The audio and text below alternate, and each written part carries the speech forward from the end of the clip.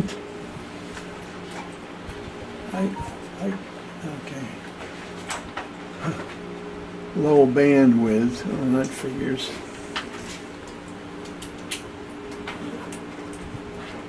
So obviously it's on.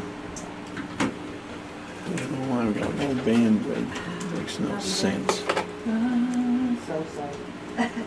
It's getting hot now. Yeah. We're gonna get that warm weather to be so in.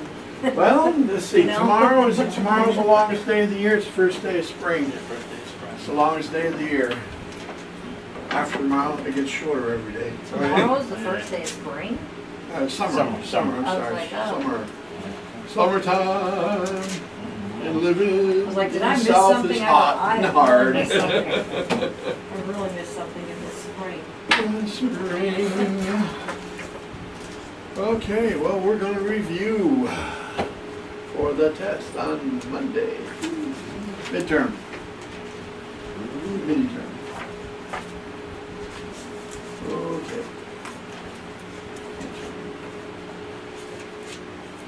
Heavenly Father, we come to you this night. We thank you for the time being together and share. Help us to review this material you've given us. Teach us, lead us into all truth. The Holy Spirit will open our hearts and minds and receive from your word. In Jesus Christ's name we pray. Amen.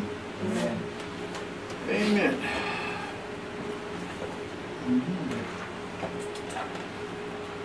We'll start with definitions. Let's briefly go over it and we'll spend a lot of time on it. And I should have them all memorized. You know more than I do about them, right? I pronounce it better than I do. I have tongue ties sometimes.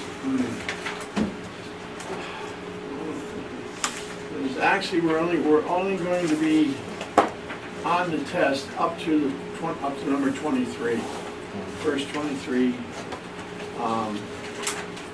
terms.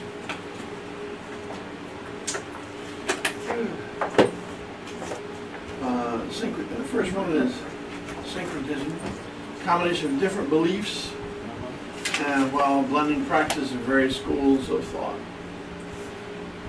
Hellenistic Judaism, in the ancient world, was a time when the Greek culture because of Alexander the Great conquering the world, Hellenism spread over the whole earth, and of course, Judaism was top part of it.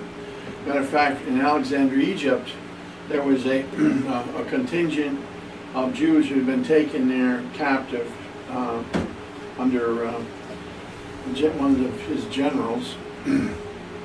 And they had come to the point when most of them didn't speak Hebrew anymore. They couldn't understand it, so they spoke Greek real well. It was Coney Greek, common language Greek. That's what they spoke, most of them. And of course, the intellectuals were being taught in classical.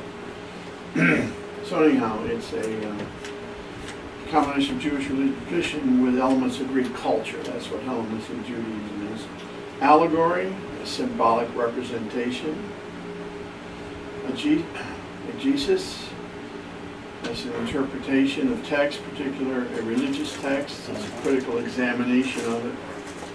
And Neoplatonism, and that's of course the philosophy of Plato being mixed in with Greek and Roman philosophies, and of course Philo mixed this with Judaism at the time, or his studies of Judaism, and came up with a new text or a new language called Classical Greek, which was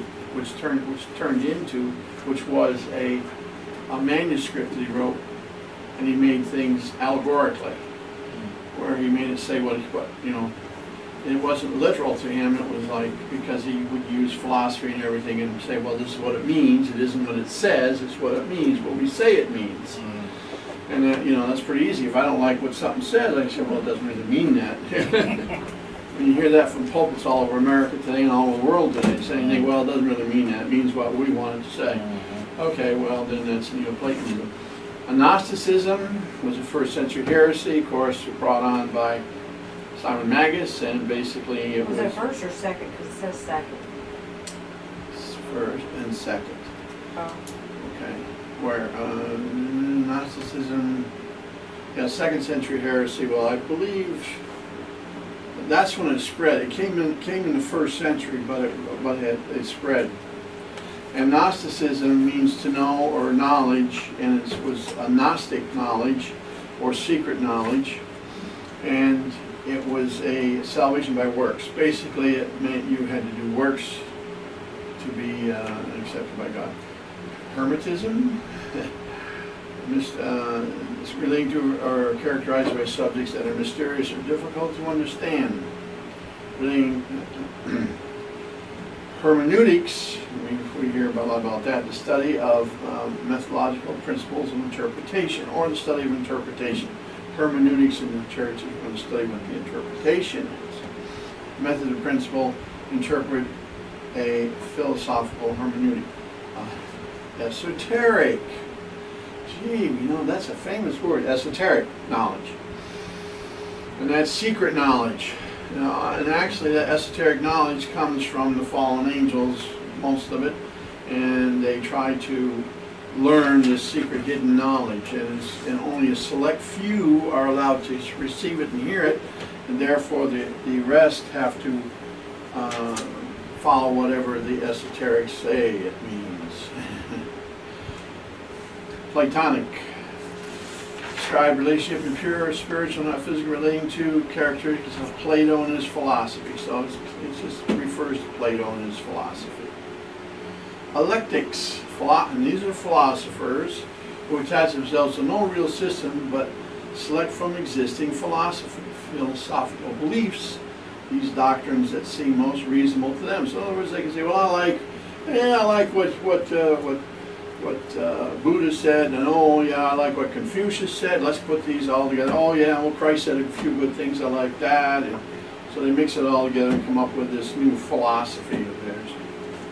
Stoicism.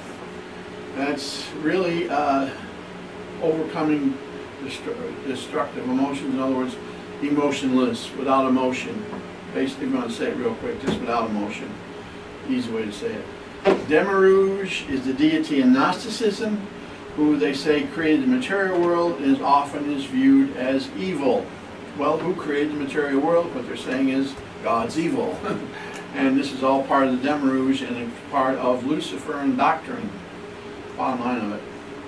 Aristotelianism, the tradition and philosophy of Aristotle. Blah. Polymath.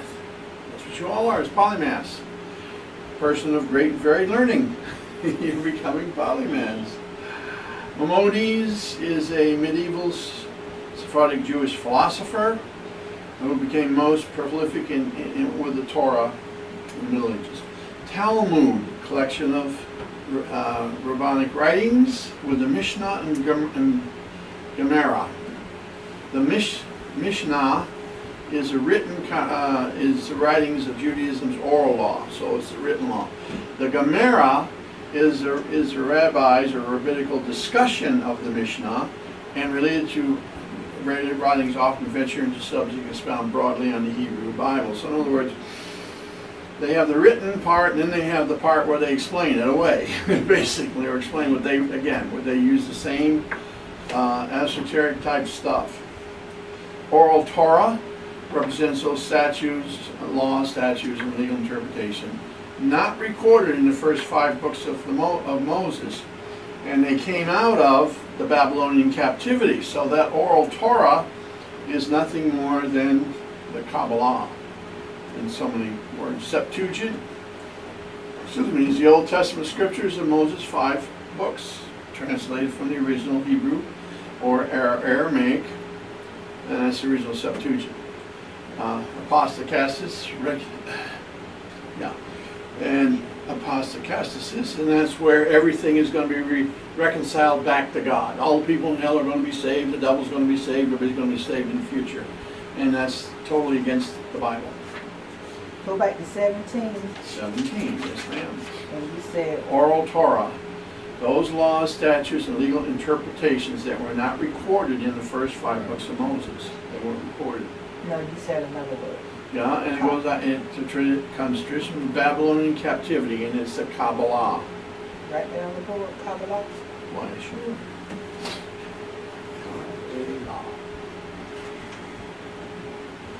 Yes, we have a whole section here. Okay, A, B, that's a B. Ooh, yeah. I thought it was K-A-B-B, U. Okay, K-A-B-B-A. That's my wrong. K-A-B-B-A. B-A-H. Oh, L-A-H. Kabbalah. K-B-A-L. E-A. Okay, that's extra B in there. K-A-B-B-A-L-A-H. Kabbalah. How it's pronounced. Or you've probably heard the word Kabbalah. It's Kabbalah. Okay, thank you. And we will, Madonna uses this. we will get to that in a bit of a while. And I review. So you want all 23 of these? No, I'm just going through them. There'll be some of them on the test, on the first 23 words. Not all of them, maybe. I doubt it, but they could be. Again, there'll be some of them. Monasticism. Okay, where we get our word monastery from, monasticism. A form of religious life usually conducting the community under a common rule characterized by celibacy, poverty, and obedience. Heuristic Christianity, study of early Christian writers. That's it. Eschatology means what? Study. It means a study of Christian theology dealing with a major branch of study within Christian theology dealing with the last things. So when you're talking about eschatology, you're dealing with the end time stuff. That's the term that's used. You study end time stuff. But you know, you just get it in your own words, that's all. You don't have to go with these long drawn out definitions. They just help you understand and be able to put it in your own words. That's all. Short and sweet. That's the easy way to do it. Learn short and sweet. Asceticism. A lifestyle characterized from worldly pleasures, often pursuit of spiritual goals. In other words, that's it. So that's the definitions. The rest of them goes at the other end of the spectrum. Now there's two other terms here. We went over Gnosticism, but if you turn the page, you'll find, and it's not in those definitions, it's theophacy. Theophacy. It's what Simon Magus brought to Philo. And it means divine wisdom, or in our case, it means the occult philosophies. That's all you need to know about theophacy. It's the occult philosophies of Semiramis. It's a short turn. It's the next couple pages over. It's still in the same section. Yeah, you got it right there. Just turn the page. Turn the page. Whose name it was? Theophacy. T-H-E-O-S. P-H-Y. Theophacy. You're going too far. It's still in the same Down section. here. Turn back. Turn pages back. There it is, right You go there. from there. It's down. She's got it. You got it. And all you really need to know is just occult philosophies from Semiramis. Yeah, there's a long definition you can get into. Okay. Now we go to how do you want us to put from Semiramis? Well, yeah, you can do that, or as long as you say occult philosophies or occult teachings or esoteric occult, however you want to put it all. Mystical enough. And it comes from Semiramis, which is probably good to put down.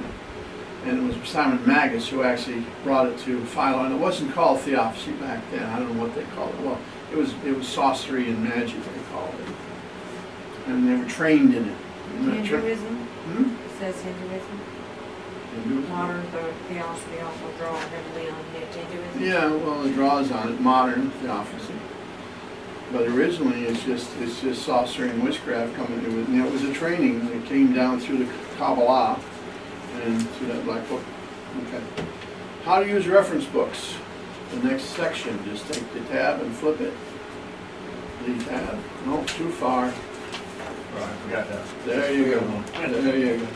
How to use it. Strong, you'll see Mr. Strong there. Turn the tab, first tab, there you go, there it is. Okay, things that are important to remember about Strong's thing, Mr. Strong. And I pretty much underlined them for you. His concordance was published in 1890. It's the black underline there. That's important to know. And what is the Strong's concordance? It's an index to the Bible. You see where it says index to the Bible? Those are things important to know. He made an exhaustive concordance of the Bible. In 1890 he published it, and it was an index to the Bible. That's basically all you really need to know about Strong. And next, on the back side of that page, we have the diagram. Probably you need to watch what PR means. Prime root. Prime root. It's on the back of the page. I'll flip it, you'll find it. See, so and where it says prime root and prime verb. PV and PR. Prime root, prime verb. That's what it means.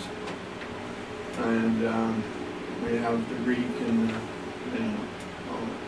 a lexicon. You know what lexicon is, which allows you to understand the deeper meaning of words without being able to read Greek and Hebrew. So it gives you a deeper understanding of words, a deeper meaning of the words. It goes beyond Strong's.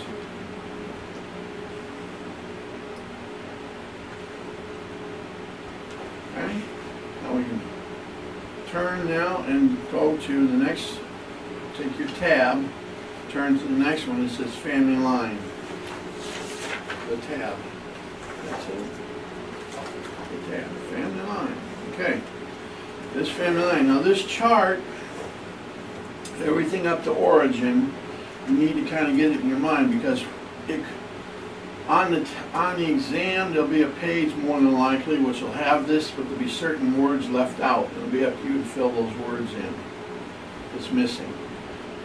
And God, Adam, and 9 generations, Noah, Shem, Ham, Japheth, Cush, Nimrod, Semiramis, Tammuz to the right, Luciferian doctrine, Jesus Christ born, and Philo, Simon Magus, Clement of Alexandria, and Origen. And that's as far as you need to worry. And don't worry about the dates. You know, won't get into the dates. So you just need to know the order. That's just the order it comes in. It's pretty self-explanatory. Let's go with that. Now we turn the page and go to the everlasting God. This is an everlasting page. Okay, what does everlasting mean? Anybody know? What Infinity. is it? What'd you say? No, I said, you say everlasting God? Yeah, what's everlasting? Forever? Correct, forever. Some people don't realize. Yeah, it's forever. The forever God. Psalm 41:13. Bless the Lord, God of Israel, from everlasting to everlasting. And verse Psalm 90 verse 2. Before the mountains were brought forth, even and or ever thou hast formed the earth and the world, even from everlasting to everlasting, thou art God. Forever.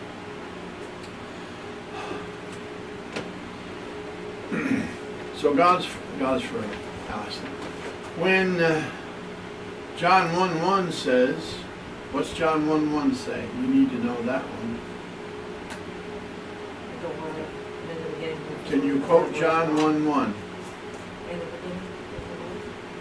Quote it. The Word was with God, and God. In the beginning was the Word was with God, and the Word was God. There you go. You need to be able to quote that verse. You might be asked to write it out.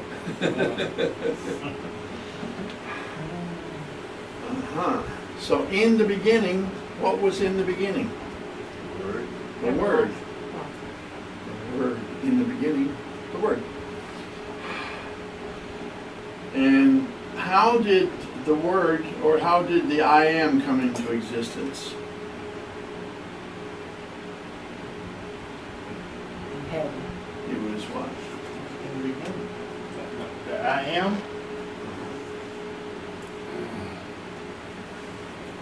John chapter 1, verse 14. John chapter 1, verse 14. Look it up. John chapter 1, verse 14. We're looking for a specific word here.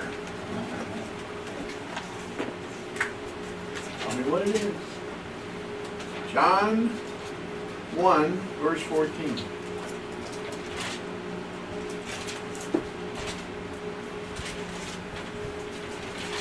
Is that St. John or First John? No, St. John, John. St. John. St. John. 14. And the Word was made flesh, and dwelt among us. And we beheld His glory, the glory of the only begotten Father,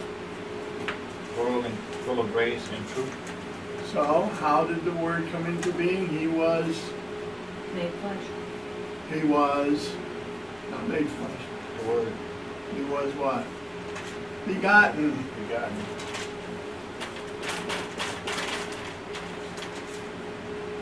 And we call him now Jesus.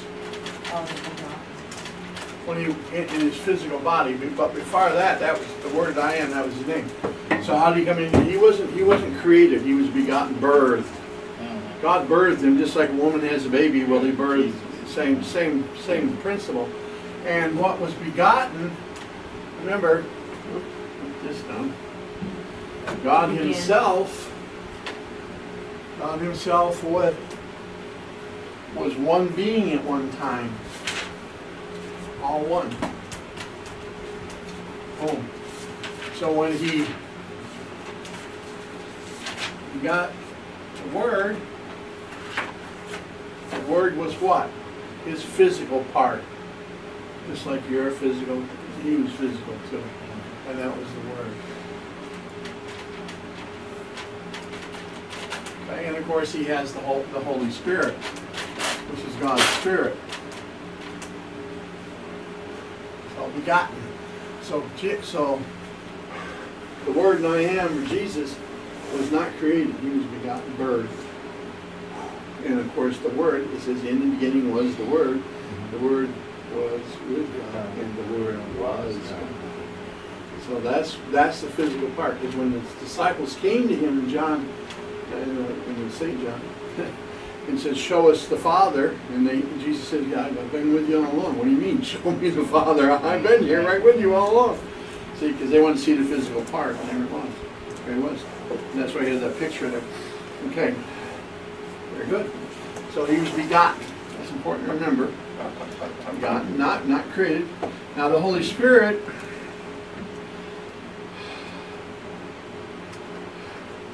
what's the Holy Spirit's function in heaven?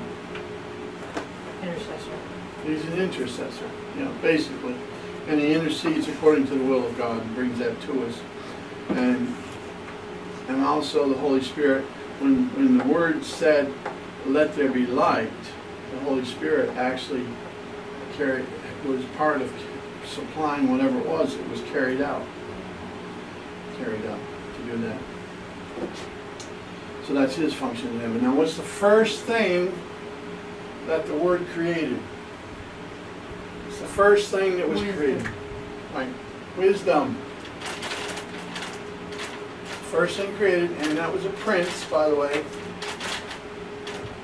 And we were prince, or we call it this, an angel. Angel. How many angels are there, by the way? Can't count. There's so many billions. It's called innumerable. Yeah. Now I'm going to show you something that I've said before, and I got it in my studies yesterday. Go to Isaiah chapter 40. Have any of you heard, you may have not, that there's a whole bunch of science out there that says the earth is flat. It's not round at all. Have you ever heard of that? The flat earth teaching, all that? Of course, the astronauts all around, but I mean, there's people out there who stand, oh, it's flat, get flat. Well, it's not, because God says so. And there's several, in Isaiah 40, the chapter 40, you don't read it, there's a lot of stuff in here. But verse 22 says this, it is he that sitteth upon the circle of the earth. So we know the earth is round, because God sits upon it. It says there's round earth. But verse 26 is where we want to go. Lift up your eyes on high, and behold who hath created these things, that bringeth out their host by number. So he's numbered all the hosts. And there's innumerable angels up there. Right? He calleth them by all, by names. Every angel has a name. Individual name. Every one of them. They're all individuals. Everyone, right there it is. By the greatness of his might. So there you go. Said that before.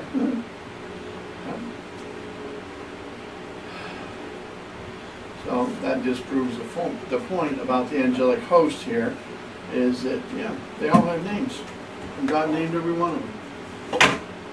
There's no two, as far as we know, there's no two that's the same name. And how many names? Billions upon billions of them. Innumerable.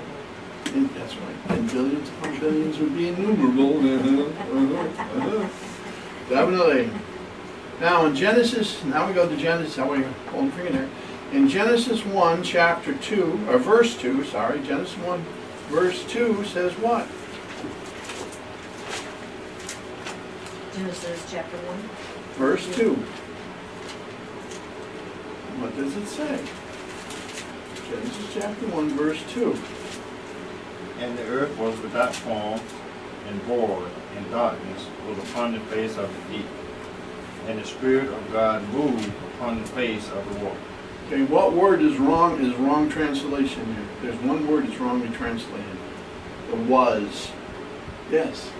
Go ahead. Became. That's right. And the word, and it was the wrong translation. It should say, the Hebrew word there is became. And the earth became without form and void. So that would imply it wasn't that way in the original creation, was it? Well, yeah, it's in the next course. We'll go into this in great detail. The first creation.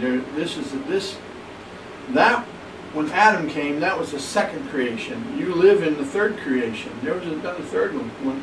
When did that one come about? What was the question? The third creation. When did that come about? You're living in the third creation. After. After the, go ahead.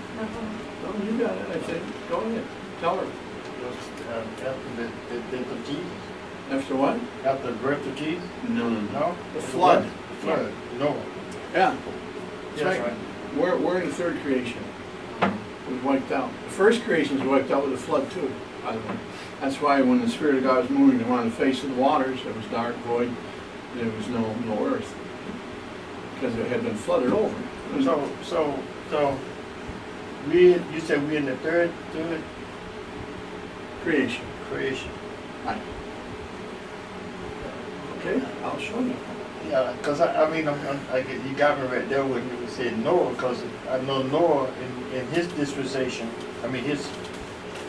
Noah and his family. That's the next was class, what? real good. Huh? He goes over it in the next class, really good. Oh, okay. But I'll show it to you really quick. In fact, I think if I have the book here, which I should have. I hope I got it. This one. Because I have a picture that's in the next course.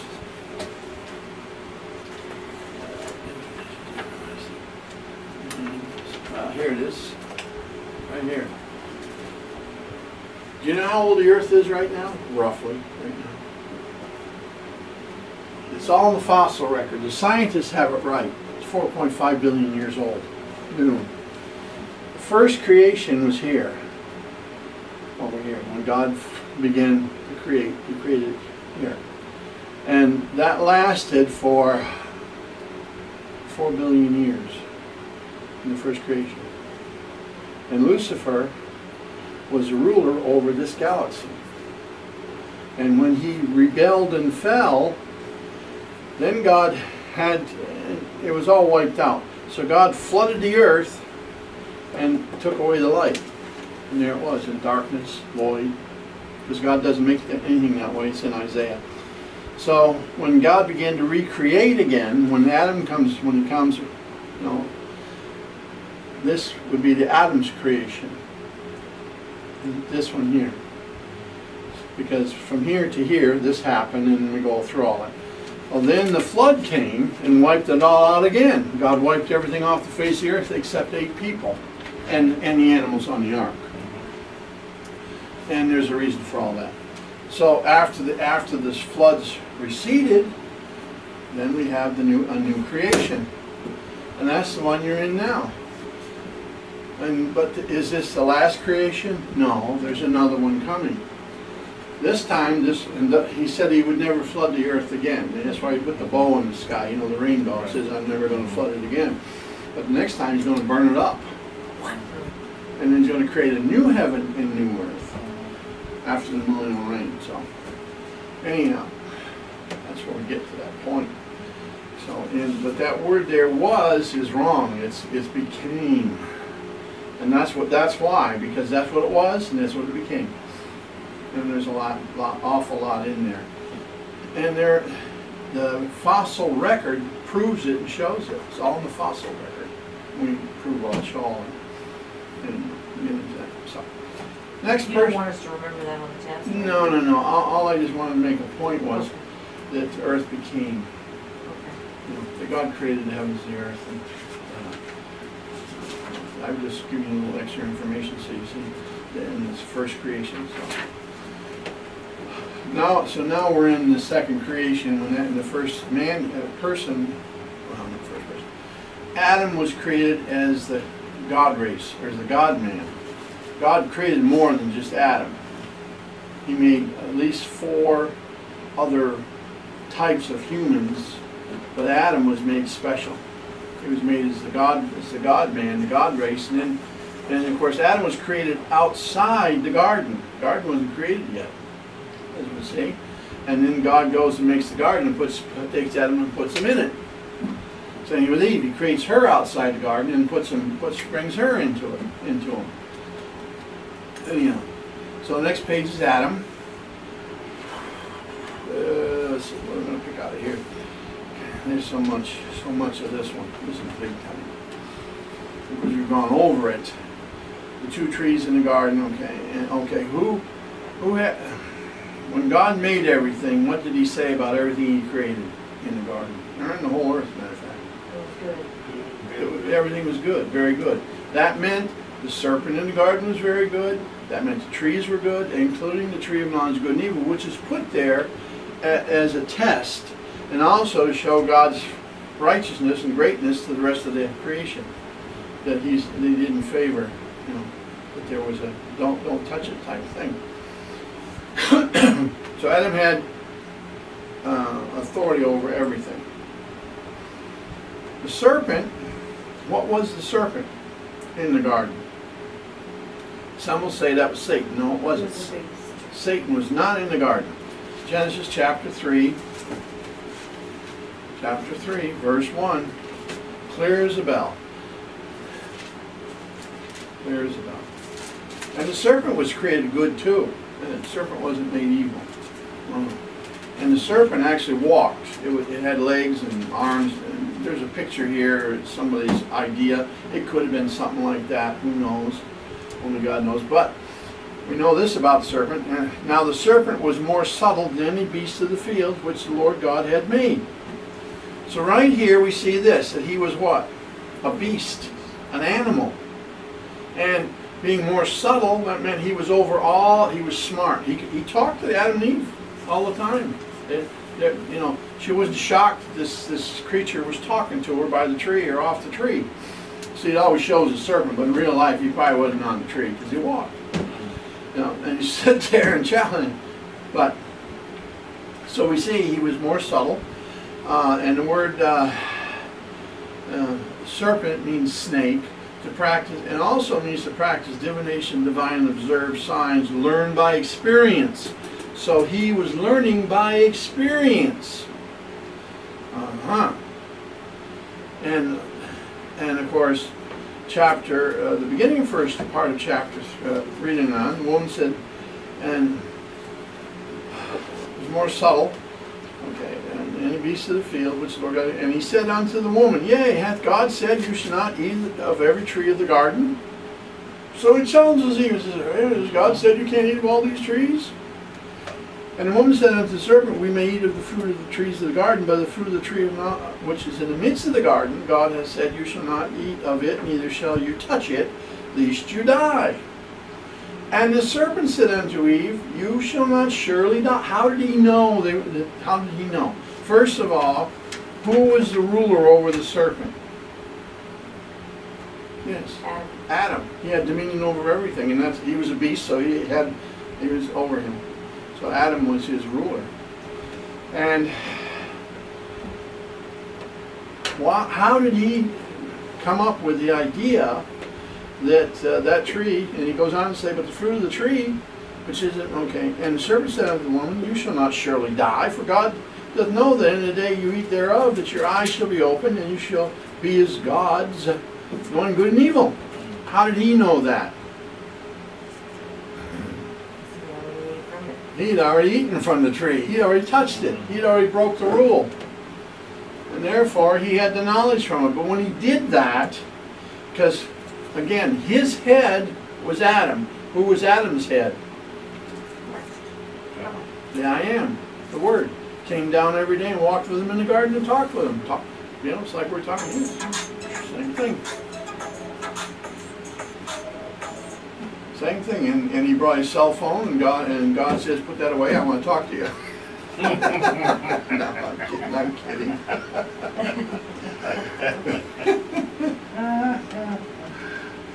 Turn off the technology. I want to talk to you. But yeah. So now the serpent had done something else, because when he took of that tree and took that, the evil that was in that tree, where did it come from? What kind of evil was it? First of all, it was a tree of knowledge. So it was something that would teach you. But what knowledge of evil did it have in it? And you may not know because we haven't done the course. Lucifer fall from that. Right. It was all about Lucifer and his fall and his rebellion and all the evil that came with that. And that was in there. So the serpent, when he took of that, he knew about that, and he had switched allegiances from Adam and God to making Satan, or Lucifer, which by that time was Satan, would make Satan his head. Now Satan was his head, not God or man. So we have that there. Beast cunning, okay. Turn the page. Ooh. Here's one that's kind of a tongue twister for people. And we go to chapter 3, verse 15. Now, of course, when the word subtle, by the way, or here, means, naked here means subtle, means deceptive, deceiving. So, he goes on, and they heard the voice of the Lord walking in the garden in the cool of the day, and Adam and his wife hid themselves in the presence of the Lord. This is verse 8, sorry. Presence of the Lord God among the trees of the garden. And the Lord called unto Adam, saying unto him, Where art thou? And he said, I heard thy voice in the garden, and I was afraid, because I was naked, and I hid myself. The word naked there doesn't mean he didn't have anything about clothes. That means he was subtle. He was being subtle like the serpent. Cunning, crafty, trying to cover up his sin. See, here was man now trying to cover his sin. So what did man mean to cover his sin? What he considered a sin? Fig leaves. Man-made. Man-made salvation does not work. Now there's something, and why did he do that? Prior to his fall, what protected Adam completely from head to toe? The Shekinah glory of God. He had Shekinah glory, so nothing would touch him. I mean, the weather didn't bother him, and of course there weren't bugs in those days like now, but nothing could affect him. So when they ate and their eyes were so-called open, the Shekinah glory departed. Now they begin to sense the elements and everything else. So what did he do? They went and made fig leaves to cover themselves for their own salvation, protection, and it wasn't going to work. God wasn't going to stand for that. So that's how they knew they were. So when he said, "Well, we're naked," he was being subtle. He was being crafty, trying to deceive God, lying to God. That really works, right? No, not really. That's what it's really all about. We all went over this one time. But so then God begins to speak, and of course, what happened? And he said, "Who told thee that thou was naked? Hast thou eaten of the tree which I commanded thee that thou shouldest not eat?" So what does man do? What does Adam do? Being the head point. And he passes. It's her fault. It's her fault, not me. Yeah, it's her. The man said, "The woman whom thou gavest me to be with me, she gave me to eat of the tree, did he?"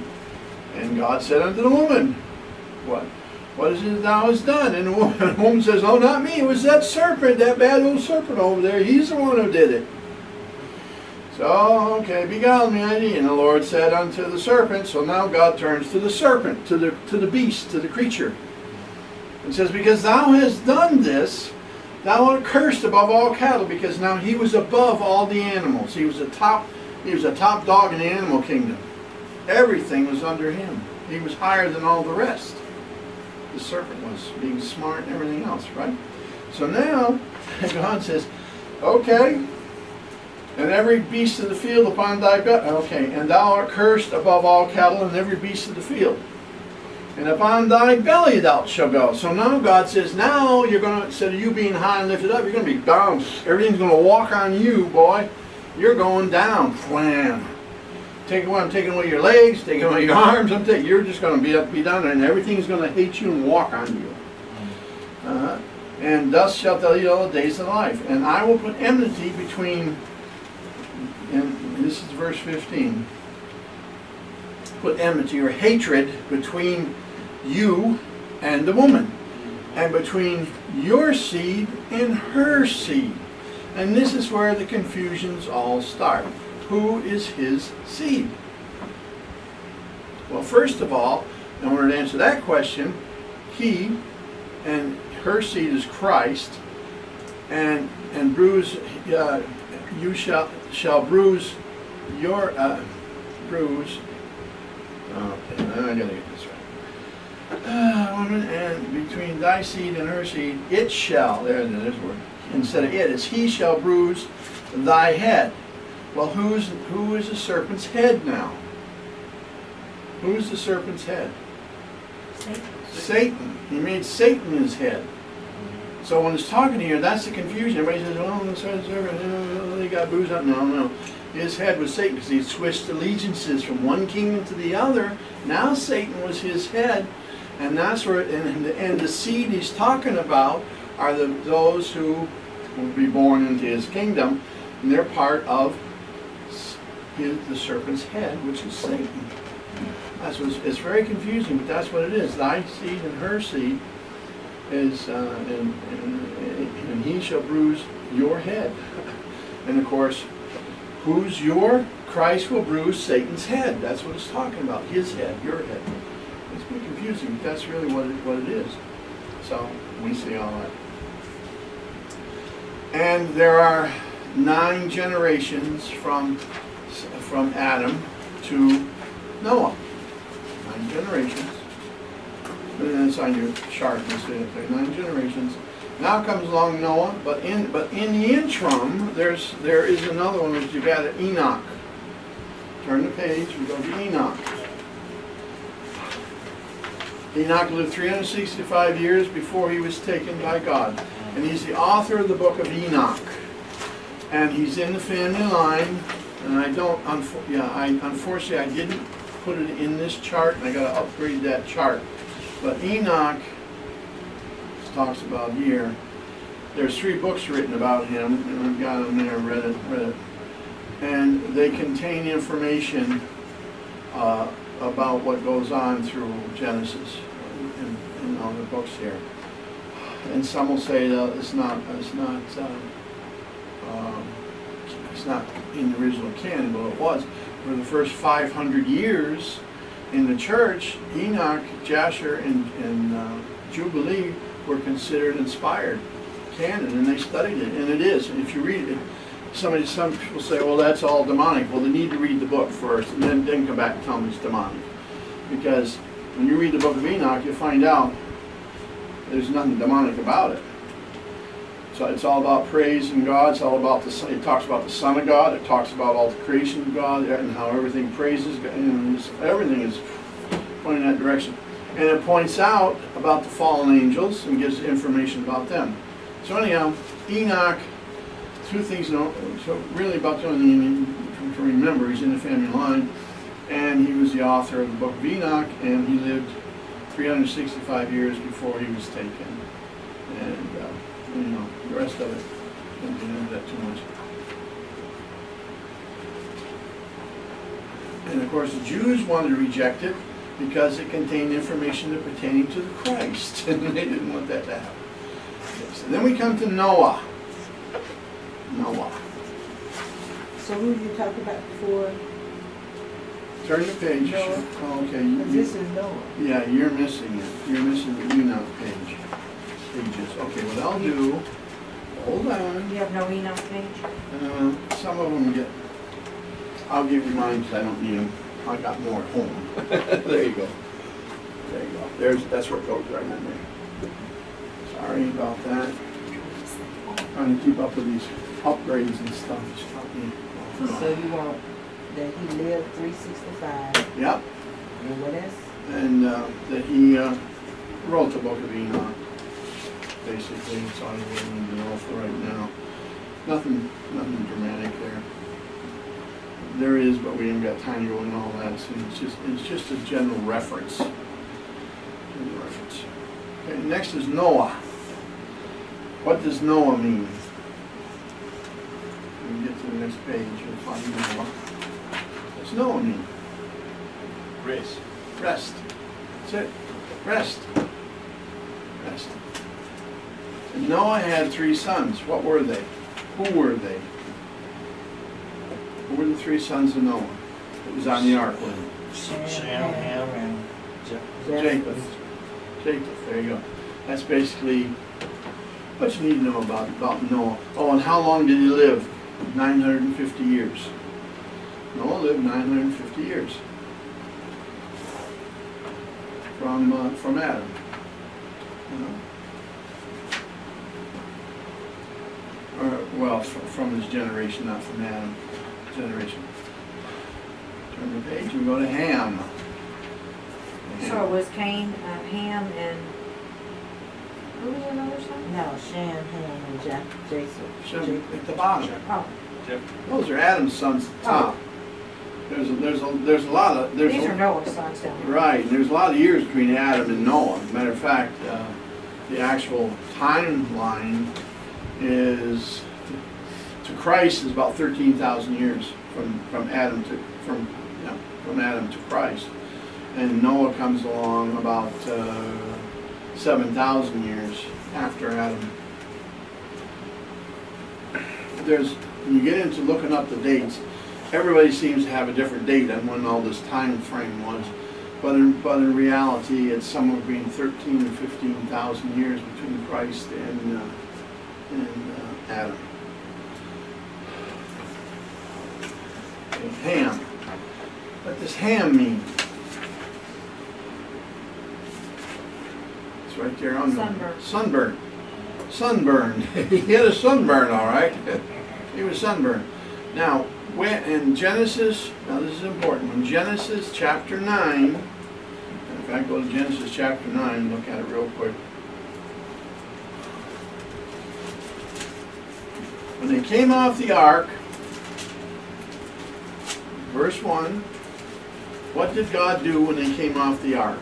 He blessed. Rest Noah He blessed Noah and his son. and said unto them, be fruitful and multiply, replenish the earth. So there was a blessing on all of them, and their families, and their wives, and all of it. So they were blessed. So, okay, but then we see the sin that caused Ham to fall, and Ham was the youngest, by the way. He went in, and in those days, well, first of all, sunburnt can mean several things, but the light that is in these become darkness. How great is that darkness? Matthew 6:23. So the light of God in a person, or a blessing in a person, doesn't always go the way you think it's going to go. If there's something in that person, as it was within him, that light became more of a darkness to him, and being sunburnt, the sun light of God's blessing and everything, caused him to turn away, because there was darkness in him had come through in him. Okay, now, so we know his failure. Of course, Noah failed too. Noah made a vineyard and got drunk, and was in his tent naked. What's this?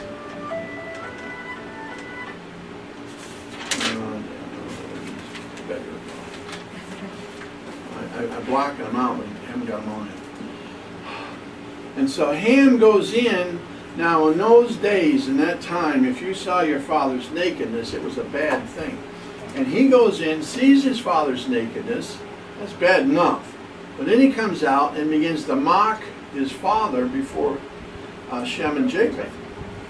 And that was the great sin. So what they did is they got a blanket, walked in backwards, and covered up Noah. See? And of course, there's all kinds of theories on what Ham had done. Some said it was homosexual and all this stuff. I don't think so, because in those days, just to do that was considered a really bad no-no. So anyhow, now comes Noah, gets up, and Noah's mad. And what does Noah do? And in verse 25 and 24 of Genesis 9. And Noah awoke from his wine and knew what his younger son had done unto him. And of course he had mocked him and went out there and spread it all over the place. And he said, "Cursed be Canaan. A servant of servants shall he be unto his brethren." Well, Canaan was going to be a son of Ham. Why didn't he curse Ham?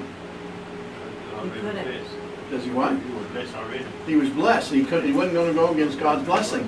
That's right. So he couldn't curse Ham, but he could curse his son, Canaan, Canaanites, all that stuff that became from Canaan.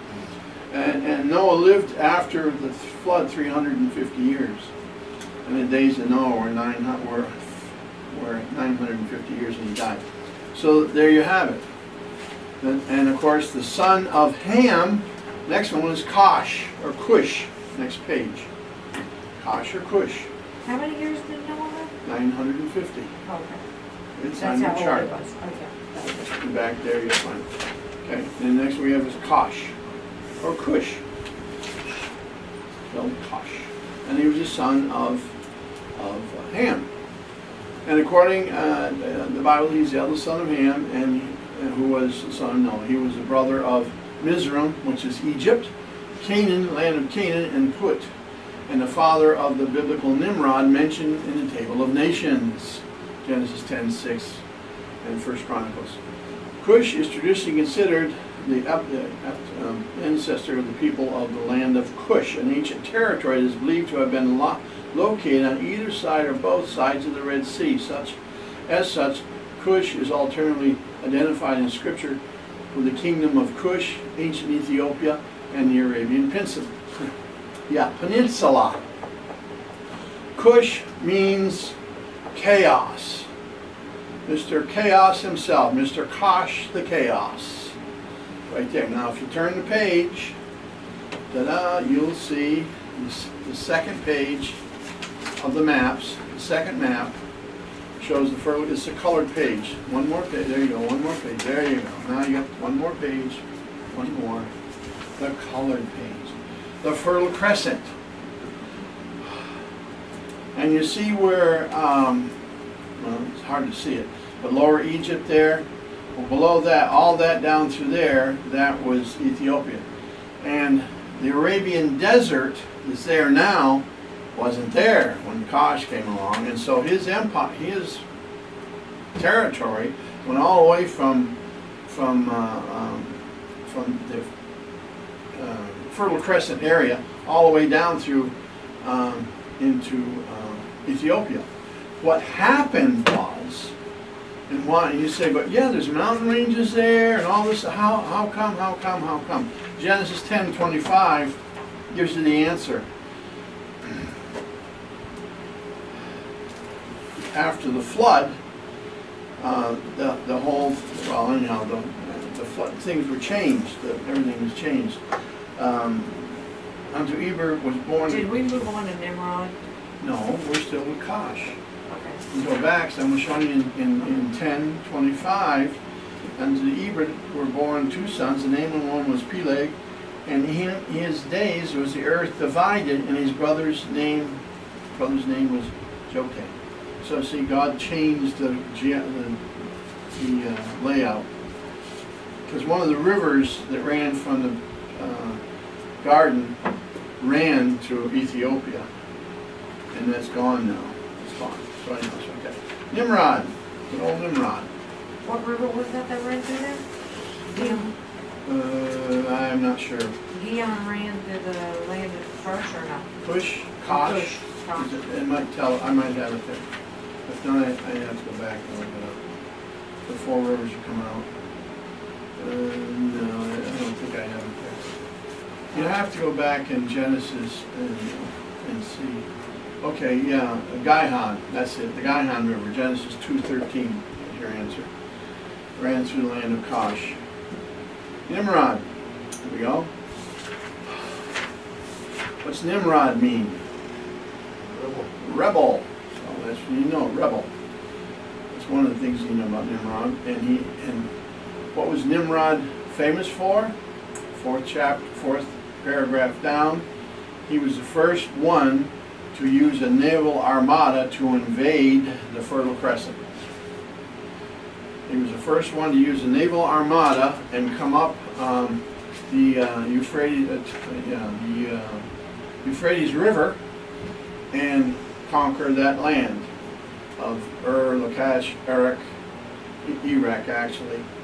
And he was the first one ever to use boats to bring his army up through there and conquer it, which he did.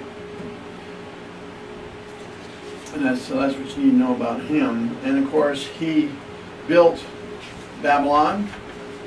There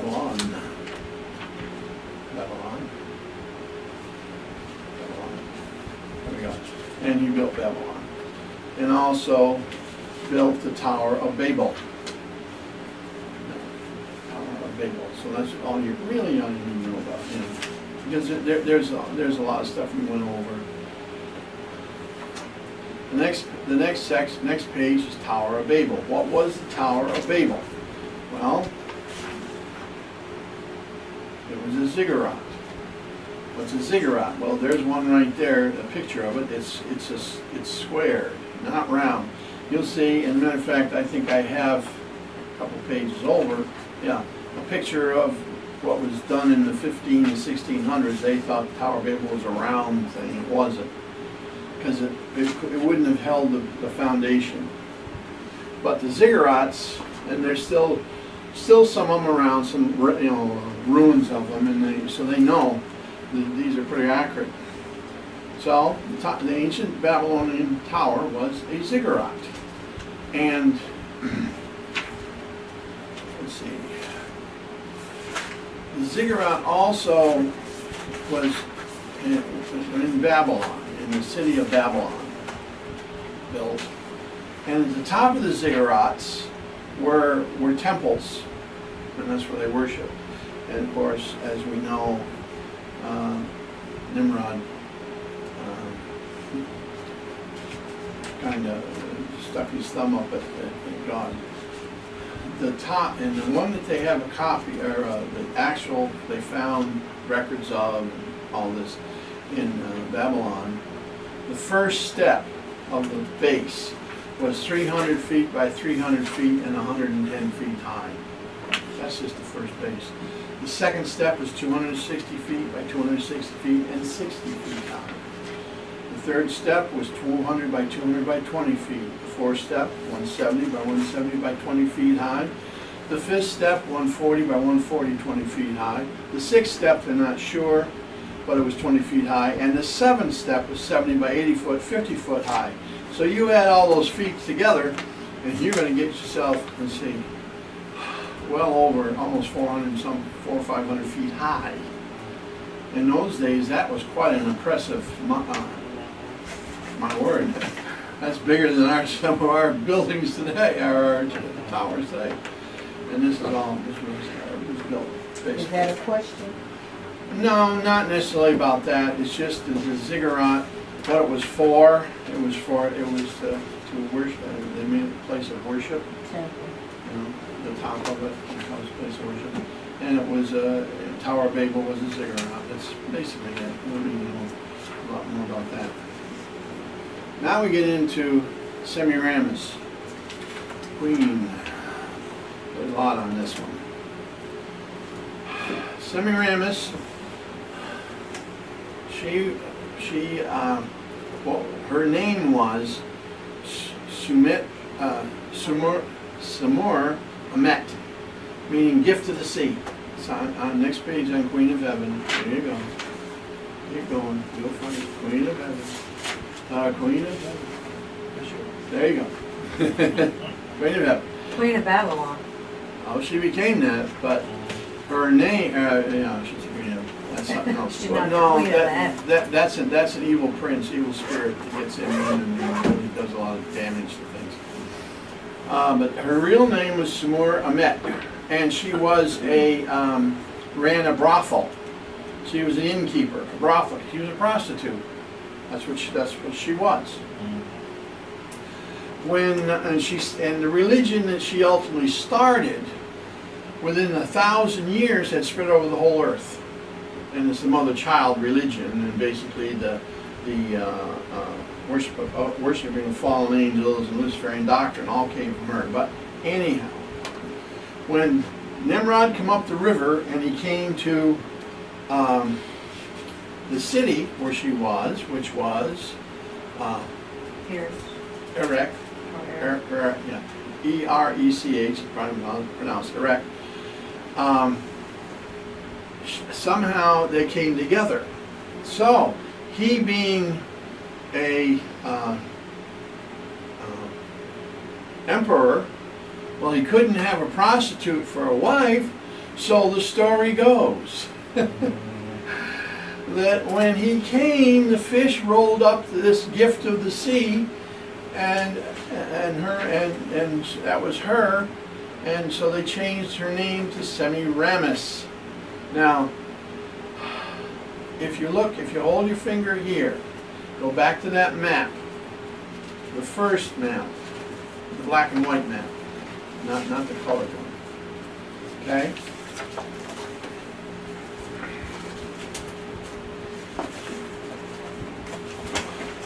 Samur Amet. Samur, translated in Hebrew, became Shinar. And if you go over here on your Babylonian map, the black and white one, map, no, wrong way, other way, keep going, back to the maps. There you go, one more back. There you go, one more. There you go. You see where Babylon is, you see where Erech is on the river, E-R-E-C-H, and you see that whole area is called Sumer. Sumer? That's because her name was translated, was used, in other words, because she became queen of all this. And Shinar, in Hebrew, is called Shinar, and named for Lower Mesopotamia, or Sumer, and of course Sumeria came from her name too. So the land of Shinar, or Semiramis, it was called land of Shinar, or Semiramis. And what happened was, she decided, or she and Nimrod, she told Nimrod, well look, let's start, I'm going to set up a religion to get everybody to worship you. Sure, And I'm like, yeah, that's great. So she starts this movement, this religion. Well, what happened was, whether she was inspired before or after, it doesn't matter, the fallen angels came to her and began to, and see, prior to her, the constellations in the heavens from Noah's time and all the way back was used to tell the story of the creation and the fall of Lucifer and the coming Redeemer. So that's what those things meant. They didn't have the terms that we have now. And of course we call it the signs of the zodiac and Taurus and all that stuff. No, that's not what they were. So the fallen angels came to her and gave her promise, well, we'll give you power. We're going to teach you all this hidden esoteric knowledge, or they call themselves watchers. The watchers came, right? Well, some of the things they taught her was the first thing that this religion of hers did was this. The fallen angel came by and I can't pronounce it properly, Korabel or Kokabel.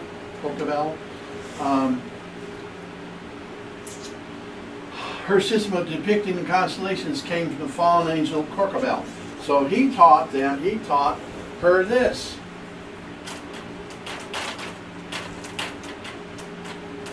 First time in the earth, under Semiramis.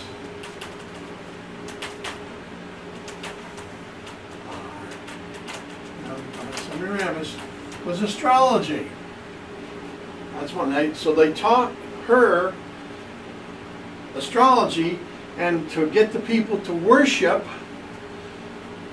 those signs.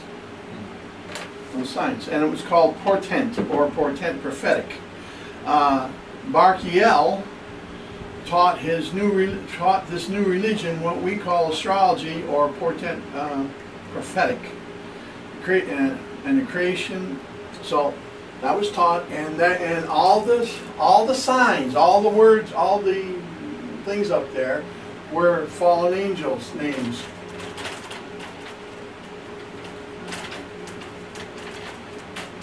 Now, let's say T-O-R, Taurus is not the name, it's not his real name, but that's the name they put on there.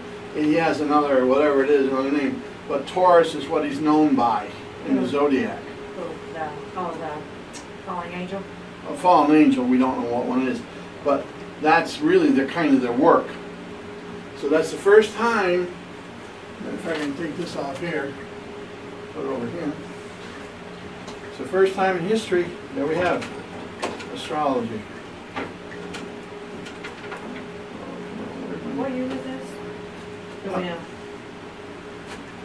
Year was about 6,000. 6,500. It was at 6,000 to 5,900, somewhere in that range. So we have fallen angels,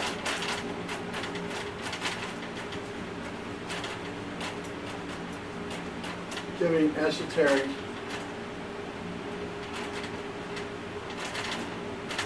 knowledge. And this is knowledge that was forbidden, that God did not want humans to have. So that's the first thing right there. They taught her astrology.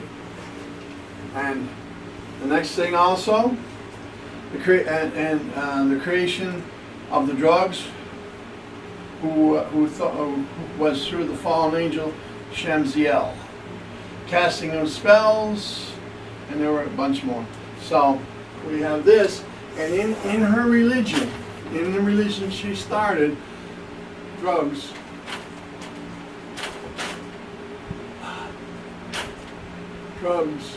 use,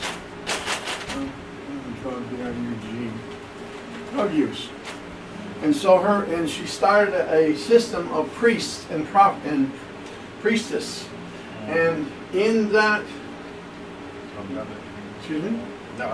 No. In that usage came this into play.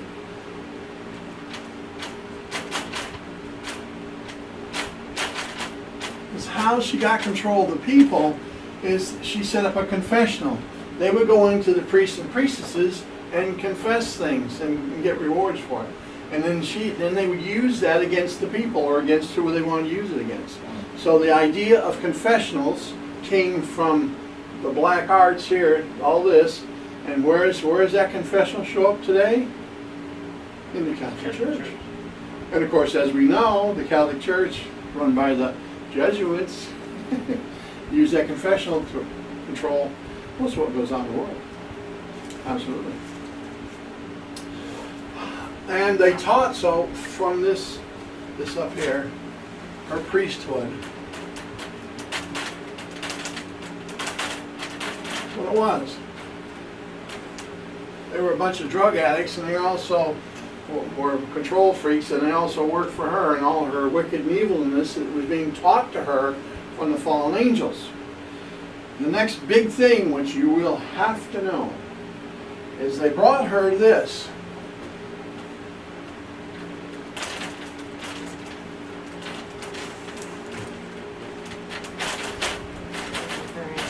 Luciferian doctrine. That's critical to know this, because it's alive and well, and you have it right here in that black book of witchcraft called the NIV. Okay. First thing that was taught. One. What was it? Great dragon is depicted as the rightful lord of the universe. In other words, dragon. Okay, and matter of fact, you can turn the page, by the way, 2 pages, let me see. The last page there is a copy of Luciferian Doctrine in that section. So I'm going to write it out for you. The only thing about it is there 6 of them? Because before you said move the numbers around, or does that matter? We did move some of the in the order. Okay. 1, Lucifer, the great dragon, is the rightful ruler of the universe. If you turn the page, Mr. John, the other way, you'll find, no, wrong way, the other way. Last page in that section. And you'll see the Luciferian Doctrine. So you want us to know all 6 of these? You need to know. And write them down? Be able to write them down. You use your own words, but it's got to be basically the same thing. The dragon was the rightful ruler. 2, serpent created man, the dragon or serpent created man. And the promise that a child would one day be born of a divine mother. Oldest religion in the world, mother-child worship. That's the oldest religion in the world. That's where it began. Of a divine mother, that's important to remember. The child will become God and take title to the earth. Then the child will overthrow God. And then the child will return rulership to the serpent. So on mine, I had to switch 4 and 5 around. Not that it matters, but Should be the child will become God, and then 5, the child will overthrow God. That's what you have, right? No. I have for number, well, it was number 4, the child will overthrow God, but I changed it to number 5. And then the child will become a god and take title of the earth is number 4. Yeah, take yours out and put that one in. That's the correct one. You want this one? See what it is. I'm telling you that one is wrong. Okay, that's the Luciferian doctrine. That's what it is. I've talked to countless Christians. You know what Luciferian doctrine? Oh yeah, we know it. What is it? They can't tell you because they don't know. They think they know, but they don't know. And that's it. So Luciferian doctrine. That's where it came from. And it revolves around the oldest religion in the world. Mother, child, worship.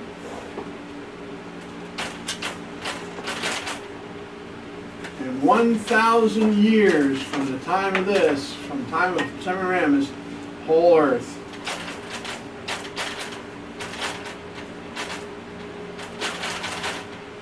Worshipped. Yes.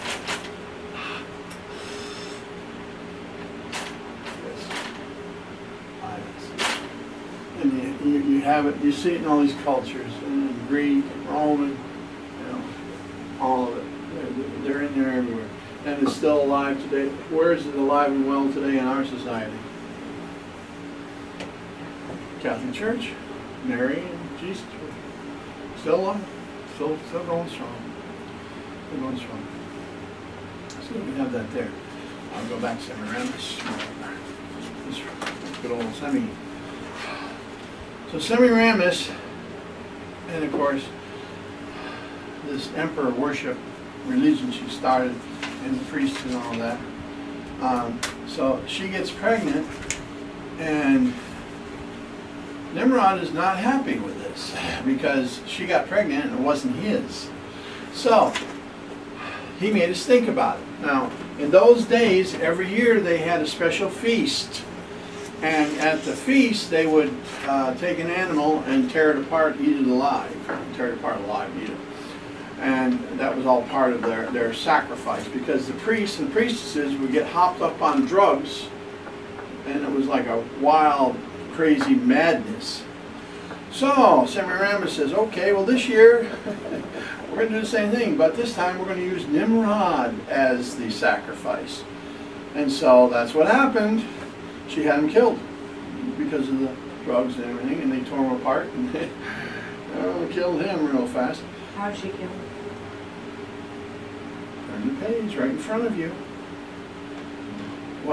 Start this where it says, during the course of New Year's festivities, at which the advent of Nimrod's rule was celebrated, there was a certain feast exclusively for the royal family and the upper echelons of the priesthood. During this feast, which included courses of psychedelic and hallucinogenic drugs, a year-old ram was traditionally sacrificed by being torn limb from limb while still alive, and its flesh eaten raw. The ram symbolized the old year passing into the heavens to allow room for the new year, and of course they do sacrifices. That's what it was, all this stuff. A newborn lamb was then presented, which symbolized the new year, and would be kept and fattened for the next year's ceremony. That year, Semiramis directed ritual according to the formula, with the exception that when it came time for the ram to be slaughtered, it was the king who was torn to pieces at the hands of the drug-crazed priesthood and Semiramis' illegitimate son, whose name was Tammuz, and was installed as king. So that son was king. Thus Nimrod, the mighty hunter, died a horrible death as a trapped beast himself. Okay. Now when it says Nimrod was a mighty hunter before God, it doesn't mean it means against God. That's what it means. So Tammuz was his name. He was named Tammuz, and the Hebrew tongue was called Tammuz, and in Greek Adonis. And of course, she ruled by abrogation as the monarch, and because for her to rule as queen of heaven, that's the next thing you have to remember. She ruled as queen of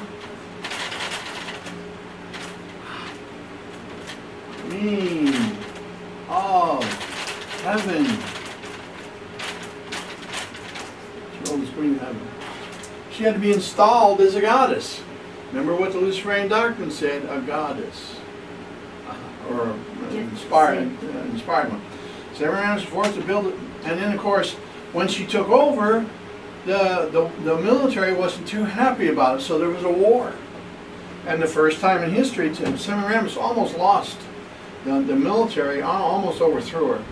But because she controlled the people, she got the people to turn against the military and people against her. So, but anyhow, during that war, she almost lost it.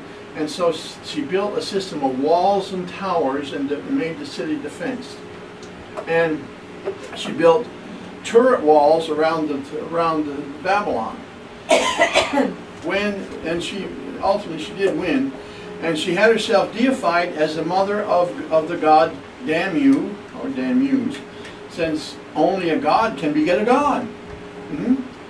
And installed as the Queen of Heaven, and it's pictured in the constellation Cassiopeia. You want to look online, you can see it, and you see the woman there, the queen, and the stars, and all that stuff. That represented her. And the ancients had intended as a corporate representation. So anyhow, That's how, so she cleverly got herself installed, won that little war, and they made a crown for her that resembled the square, the towers around the city. The crown for her. Okay, now, so Tammuz grows up, and during his time growing up, he was surrounded by a special armed guard who became his dearest friends. So when it came time for him to take over and assume rule, Mommy said no. So Tammuz, out of revenge and rage, took his own sword and killed her. So she reigned for 102 years. So you need to know that. Queen of Heaven reigned for 102 years. So she killed Nimrod, and then the son killed her. Yeah, that's right. She killed, because when it came time for him to take, the full reign, because she was sitting in his place, she said no, and he says, yes, you will, and knifed her, killed her with a sword, took it, and So who was his father? Because Nimrod. don't know, They don't know. because she got pregnant and it wasn't Nimrod's, and that's why she had Nimrod killed. No one knows. It was one of these lost in history. So that's Semiramis, but that's where all evil in the earth started, right there. And it was the knowledge of the fallen angels, the worship of angels. That's what that religion was all revolves around, this fallen angel worship and the esoteric evil knowledge. And that's where it all came from. And out of this came the Kabbalah, the book, because all these they were taught incantation, yeah. And all those things were written in the book. It was in Sabaka's book of witchcraft, the Kabbalah, or Kabbalah, you can call it Kabbalah, but it's Kabbalah. And then, I'm not going to get through all this. Jeez. Well, we might. Okay, the next section is Philo of Alexandria. How many questions on the table? There'll be about 75. The first 50 questions are worth 2 points. Any questions after 50? Let's say out of the first 50, you got an 80. And then out of the next section, if you had 10 of those right, you can add 10 points to your score, because you'll have extra questions. That's how it works. So you can actually have 10 points. Great. Because This is just mid-term. that is midterm. Wow. Their midterm, let's see, we had 100, we had 95s and 92s, 94s. And because they had 10 points. Because originally when this was done, the first test I ever did, I ended up with 75 questions. I figured, how am I going to rectify this?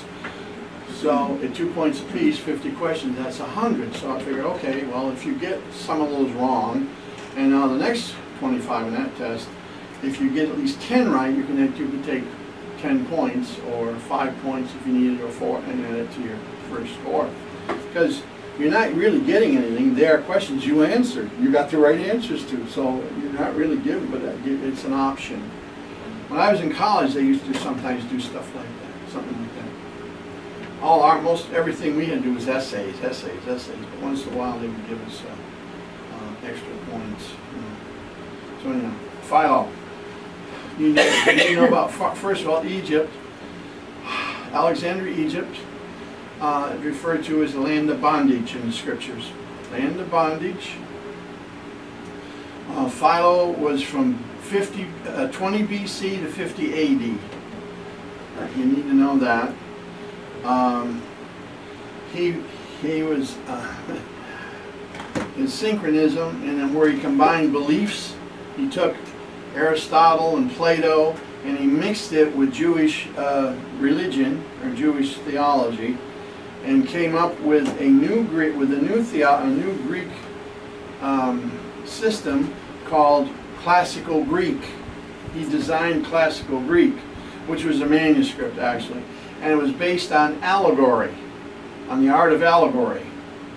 In other words, it wasn't based on literal, it was based on what they wanted it to say, or using the philosophy of Plato and Aristotle and Pythagoras and philosophers like that.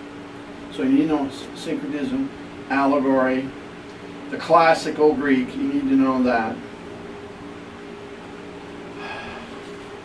That. And let's see, on the next page. Okay. You wanted us to know the BC 250. Right, is that. On the next page, under biblical interpretation, is there and underlined. Follow went to the Old Testament, following the method of Stoic allegory. They interpret the Bible philosophically. Now, the Old Testament he's talking about here is the Septuagint, the original Septuagint. Because remember, you're in the Greek time of Hellenism.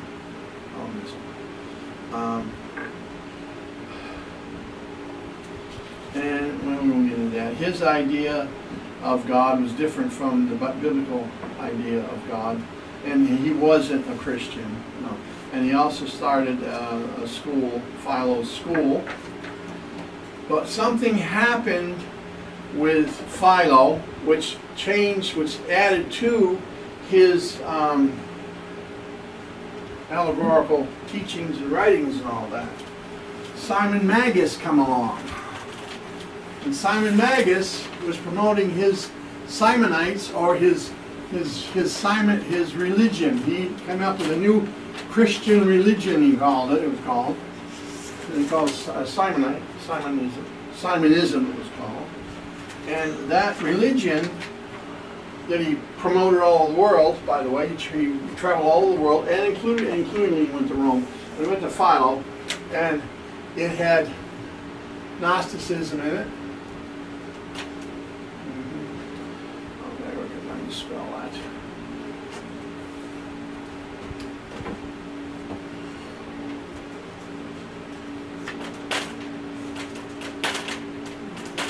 Gnosticism, and what we call theosophy, which is really magic coming down from Semiramis. Let's see.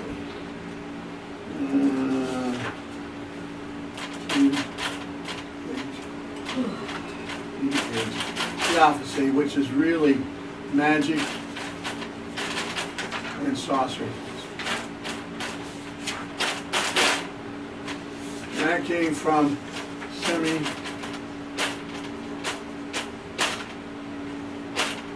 because that's what he was.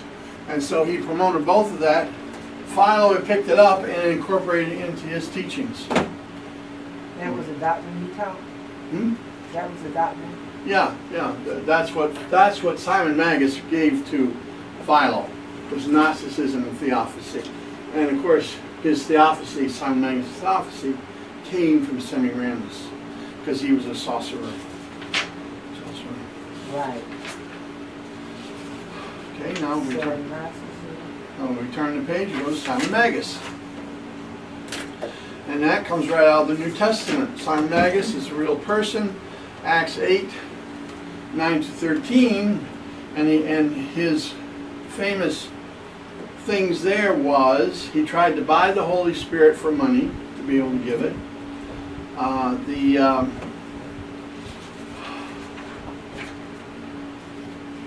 Sumerians called him a great one. That's important to know, great one.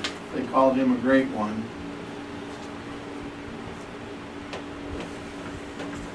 As you see right there. And he kept him in control by his magic and everything. Now Simon Magus could levitate or fly. Now we know Simon Magus was a real person, and this idea of flying was verified, because if you, and also you can go into study there deeper about his thing. Over here in the first Apology, tells a little more about where he came from. And if you go to the next one, the Apocalypse Refutorum Hesarium, or refutation of all heresies, whatever it means. He found a woman that he carried along with him, took with him, and Simon fashioned into the figure of Jupiter and an image of Helen, form of Minerva, but they called the one Lord and the other Lady. Simon deceived many Samaritans by his sorceries, and was reproved of the apostles and laid a curse and was laid under a curse, as it was written in the Acts, which we know that. In truth, at last, when convicted of eminent, in case he delayed longer, he stated that, okay, well no. So he goes to Rome, and he flew before Claudius. That was the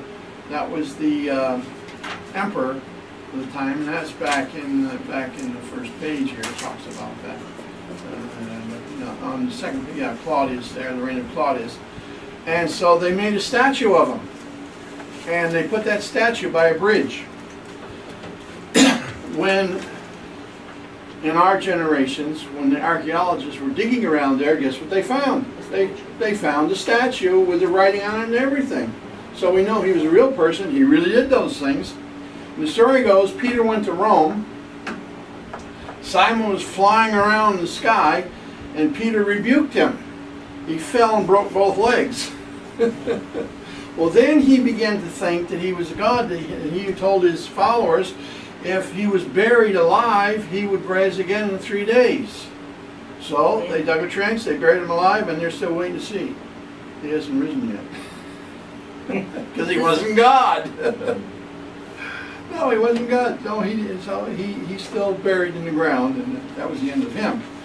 And of course, the Gnosticism, and then there's again that. Now, after. So they found a statue in Rome. Oh yeah, it's in a museum somewhere. You can go, you can see it. Where probably might be able to see it online. I don't know. Then we have the next person is Clement of Alexandria. Turn your pages.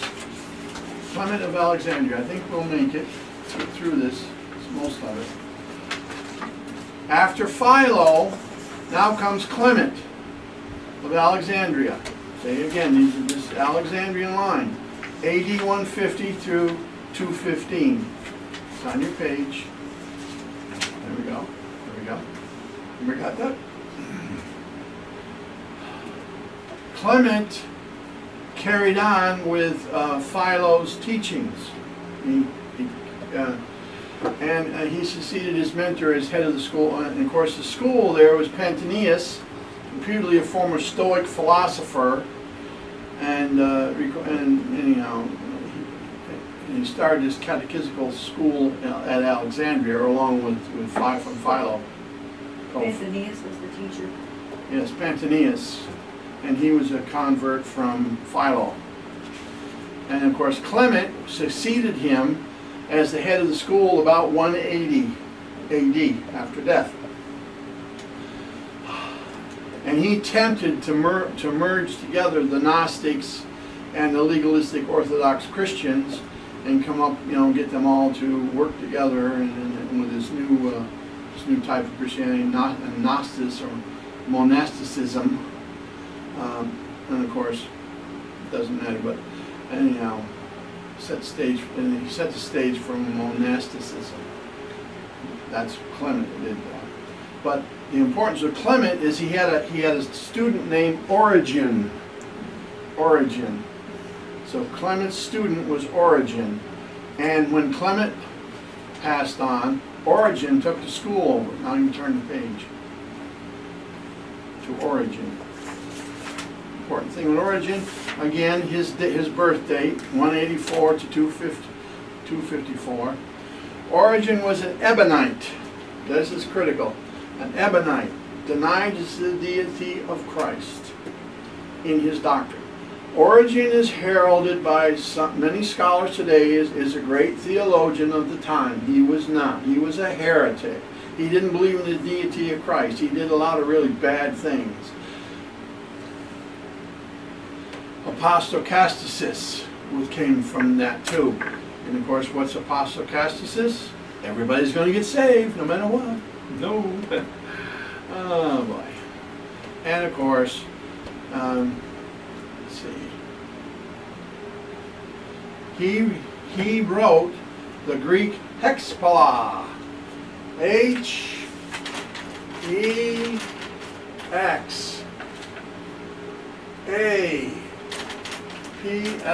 Hexapla. Now, take out your little books that you have. Ta-da. Now we get to go there. There are several things in here that's going to be on the test. The first chapter. Go to the first chapter. Right here. First chapter. First chapter. There we go. The important thing here is the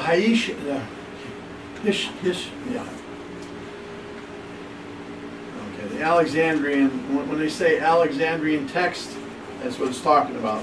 The Philo's text, or the Hessian, that's a Hessian. It's called Hessian. That's a hard word to say. Well, that's on the other page of mine. That's on page 4. Right here. Well, then you got a different book. Yeah. No, you're not. You're in the wrong Yeah. place. Oh, okay. Well, No, you're in the wrong place. You're in the wrong place. Go Yeah. to the picture page. here's, yeah, Chapter 7? yeah, I do, Chapter but it's a 7? different page. Let me see. I mean, Okay, is that it? chapter 1? Let me see. That's right. It's all right there. Okay. Okay. You're on the wrong page. I'm on the wrong page, yeah. Sorry about You're on this page right here with Thank the you. picture. that. Got it. Okay? And the second paragraph down, about 1, 2, 3, fourth sentence or fourth line down, there's Alexandrian. You want to underline that, or Hessian. Those are the manuscripts. So when it says Alexandrian manuscript, that's what it's talking about. Philo's Greek manuscript. The wrong one. Okay? We won't get any more. The next page. Turn to the next page. The colored page here. Next page. This one. What is vitally important here is what the first guys in the first test got caught big time is that little yellow box down there. The completion of the Old Testament was completed in what year? 398 BC. And I put it on the first test and told them to go through the books, and they right there, and they oh, where did that come from? And they go back, look, what? There it is right there in front of you.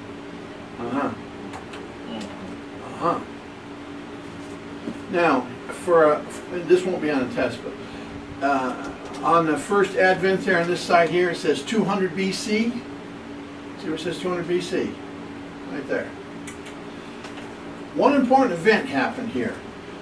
Babylonian priesthood moved to Pergamus. So all Semiramis' evil and everything moved to Pergamus. Pergamus is in Turkey.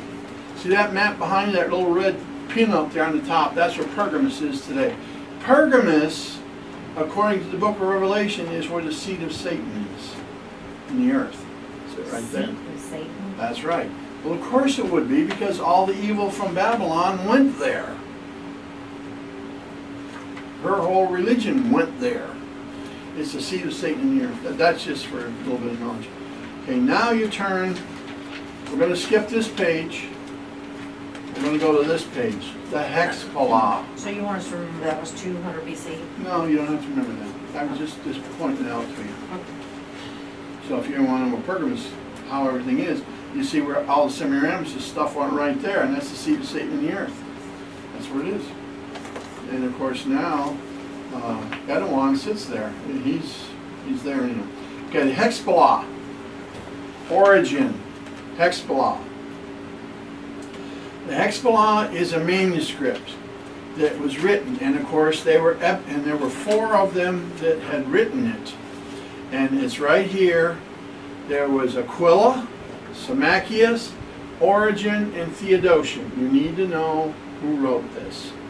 And that they were Ebionites, basically. And their Hexapla is called the LXX Septuagint. LXX, which means 70. 70. The Hexapla. It's in your notes here too. If you turn to the back part of that page, you'll see where it says LXX 70 Septuagint. That is a corrupt Septuagint. And so they took it and did the same thing. They took the classical, and they took, because they were Ebionites, they didn't believe in a lot of this, that part of it, and you read this whole chapter on it. And so they made their own manuscript, with their own Greek manuscript, which was corrupted. because it did not follow the original Septuagint, which was written. What year did the Old Testament finish being written? 398. What was the 4? What was 4? Right here. See this chart? Aquila.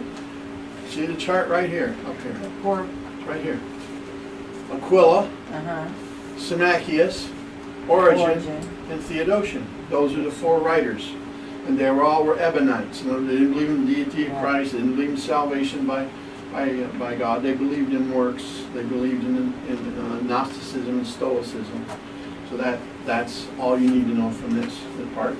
And that ends Origin. Now we go to the last chapter. The dark side. The dark side.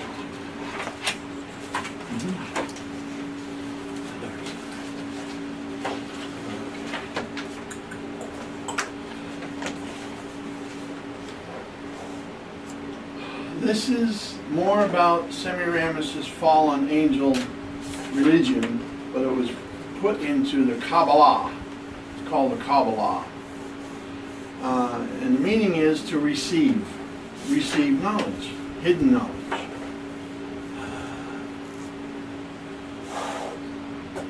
Came from ancient Babylon. And of course, it's underlined for, is there in heavy line down there. Kabbalah is a method by which any person can attain higher level of reality or esoteric knowledge.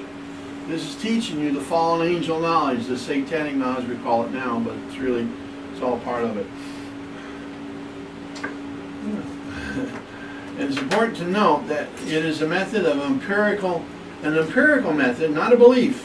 It's a method of getting getting knowledge, not the belief in the knowledge. You understand? It's like this. I can believe in that door back there, but the method to get in and out, I have to turn the handle. I can believe in door all day long, but I can only make it work if I turn the handle. Same thing here. There's have this hidden knowledge, but I have to find a way to get entrance to it. And that's the method. Also, any person can study it regardless of race or gender or nationality. Attainment means a clear perception and sensation, not an idea, a theory or philosophy. In other words, demons can and will enter you to take you captive to this black witchcraft. Now, have you ever seen the Hasidic Jews? And you see them on TV and stuff by the Wailing Wall. They're the guys with the big hats and the long curls. And you ever see them by the Wailing Wall, and they got their little book, their book here, and they go along and they go, and they read on, Guess what they're doing? worship. No, they're not. What? What they're trying to do is access this esoteric knowledge, and those are incantations. They're actually saying incantations, and when they do this, they're trying to access that knowledge. It's the method, and it talks about here, the method. See, it's very demonic. That's what they're doing. Of course, most people don't know that, but if you study this, you do know that now. Yeah. So that's what they're doing. They have special incantations that they have to say to access, and if they do this enough in the right way, they get this esoteric knowledge, which is really demons just doing stuff. That's what they're doing. They're going, and you think, oh, they're just worshiping. No, they're not. No, they're not. Well, they don't want nobody to know that. You see the picture down there, that's the tree of knowledge, of this Kabbalah tree of knowledge, and you see those creatures on either side. Those aren't just drawings out of nowhere. These are chirimas. You know what a chirima is? It's a genetically engineered creature mixing human and animal DNA. That's one of the things the fallen angels did, and of course that's in the scriptures here. It says they came down and cohabited with the women, had giants, or Nephilim, Anakim, and Rephaim. And David fought Goliath, which was an Anakim. He was like 12 feet tall. The king of that nation is 15 feet tall, and of course they were all giants. And their genes were mixed, well, of course, with the angelic being there. But they also did experimentation with animals at that time. They still do now, by the way, as well. And why do you think God killed everything on earth? Because it wasn't just the human gene pool was polluted, it was the animal gene pool too. And so he brought all the pure animals from, that was left. He brought the pure ones on the ark. This could make a pure generation of animals, because they had this angelic stuff for thousands of years been polluting the earth. And it talks about it. There's skeletons. Well, online to see these skeletons. They got giants 35 feet tall. And they got skeletons of all this stuff. The government's trying to hide it. They don't want you to know, but it's there. There's a lot of knowledge there about all this stuff. And it's another whole area to get into. But this is where it comes from, this stuff here. And if you turn the page, you see their diagram. And basically, it's to access this superior esoteric knowledge. That's really what you need to know about Kabbalah. It's the black book of witchcraft or whatever, and it brings you to esoteric knowledge. Then we go to the next page, the Talmud. The Babylonian Talmud, and it's still there. I mean, there's the books. Guess what they contain? Esoteric knowledge. A lot of the fallen angel knowledge is in these things. The Talmud. There's the Babylonian Talmud, and it means instruction or learning. It's to teach the fallen knowledge that God that said mankind wasn't to have, because they could do evil with it. The rabbinical writing, or the Jewish, there's two types of Talmuds, and if you just hold your finger there and turn to the next page, you see the Jewish Talmud, and then you have the Babylonian Talmud. And the Jewish Talmud is patterned after the same Assyrian tree type thing, and we'll go to that in a minute. So go back to Talmud. But the Jewish Talmud is made up of the Mishnah and the Gemara. Now that you're going to have to know. Mishnah and Gemara. The Mishnah is the written laws, oral laws. It's the written oral laws. And where the oral laws come from? They weren't in Moses' writings. These are outside of those writings, and this is from the rabbis. But they wrote them down, and so that's the Mishnah, and you'll hear them talk about them today. Then the Gemara is a discussion of those laws. In other words, the law says this, and then the Mishnah or the Gemara says, but this is what it means. In other words, we're right back to esoteric knowledge. They're explaining in what the rabbis and Jesus spoke against this specifically in the scriptures when he says the traditions of elders have made God's word of none effect, and that's what he was referring to, the Mishnah and the Gemara, because he says those things have made God's word of none effect. And that's in Matthew 15:3 and Mark 7:13, right there. You can look it up for yourselves. Traditions of elders, and Jesus spoke against it. So there you go. And turn that page. That's pretty much on that page. The Jewish Talmud is a Jewish tradition. It's esoteric teachings, and getting what we went over. And the bottom, or the line of this, the history of occultism, one world movement, there you have it. You have the Luciferian doctrine at the top of everything. Every evil in the earth today stems from that. And that came from who? Semiramis. She's the one who brought all evil she's the one that was used. Okay. Today, that doctrine is infiltrated in everything, all the way down through everything. In all different ways, shapes, and forms, but it's there. And you see here, it goes, and the chart shows it goes to the Talmud, and on the other side, the Babylon, Egypt, India, Persia, Greece, etc. All were forms of pantheism, worship of all gods. Then you have the ancient mystery religions, and that connects to, it's going down the line, but also that connects directly to that ancient mystery religion came from Semiramis, which included witchcraft, sorcery, divination, spiritism, most occult practices, Eastern religion, Hinduism, Buddhism, Shintoism, etc., etc., etc. Then you have the Kabbalahism. And guess who's connected with the Kabbalah? The Jesuits and the Catholic Church. And we know the Jesuits, who we studied a little bit here, we'll probably get some in a minute, I hope. We'll go around out of time, but whatever. And then we have the Knights Templar, which are no longer the Knights Templar, now they're Knights Milan. But they're the Templars changed, but in the Catholic Church today it's the Knights Milan. And then you have Marxism, and then you have Rosicrucians, and you have Freemasonry, and we have Marxism connected with it. You have from Freemasonry and Marxism, that was a tool used to promote, again, the Luciferian doctrine to the Illuminati, and that's American and European secret political societies. In that society, we have the Trilateral Commission, the Council on Foreign Relations, the Bilderbergers, Club of Rome, International Banking, World Council of Churches, everything connected. Do you have that chart you were going to give us on that? Or you don't? Maybe next time. Yeah, that's right. I have to make it. I got it at home. I didn't get it printed out. It's a good thing I'm running. And then, of course, we have World Council. And then it all comes down to the Theosophical Society under Blavatsky. And many of the cults of the 1800s, down to the New Age movement, which all ends up at the very bottom, and they worship the dragon in his new demonic, satanic Bible called the NIV, which gets Christians to worship the devil, and they don't even know it, and a lot of them don't care. There you go. Okay, turn the page.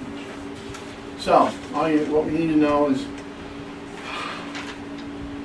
probably not much there. It's just Luciferian doctrine is all behind all. Torah. Tanakh. Torah. That is the. You want us to know that? Yeah, Torah. Oh yeah, because that's the reason when Jesus read from the scriptures that day, that was their Torah. That Torah, the Pentateuch, was in that first 5 books of the Bible, and the Tanakh also is the Hebrew Bible. So just know the Hebrew Bible and the Torah composes the books of Moses, the Pentateuch, the prophets, and the Psalms. That's all you need to know for now. Just not much there. Not much there. We'll just kind of keep it general. Okay, now we go to the dark side, Ignatius Loyola. I'm going to have to run over about 10 minutes and see if we can get through this in the review. Oh yeah, well, yeah, I have it right there. Okay. Ignatius Loyola started the Jesuit order in 1539, and it's 1, 2, 3, the 4th paragraph down, 1539. And with St. Peter Fabre and St. Francis Xavier, Ignatius formed a society of Jesuits, and it was approved in 1540 by Pope Paul III. So that's what you need to know there. The Jesuits were formed as a military order, the dark side. Military order, and the Jesuits stressed absolute self-denial and obedience to the Pope. And that's the next paragraph up, the second verse, second line down, where it says stressed absolute self-denial and obedience to the Pope. That's it. Turn the page. The purpose of the mission of the Jesuits, the second paragraph down, was to the mission of the Jesuits was to extermination of all heretics, all heresies and heretics. That's what it was. And it's still around. I mean, they're still today. And their saying was, it's no sin to kill heretics. They have absolution to kill heretics. Without any consequences. There's no consequence because they're granted absolution by the Pope. Yeah. Okay, you had to be to become a leader. You had to be 35 years old. The favorite tool of the Jesuits was assassination. Is assassination and was assassination. The Jesuits use the confessional worldwide. And they use that to gather information because they go to the leaders of the nations, they go to all the high people, and they would become their confessors. Now, the Jesuits use deception and secrecy, so you may not, they don't even know.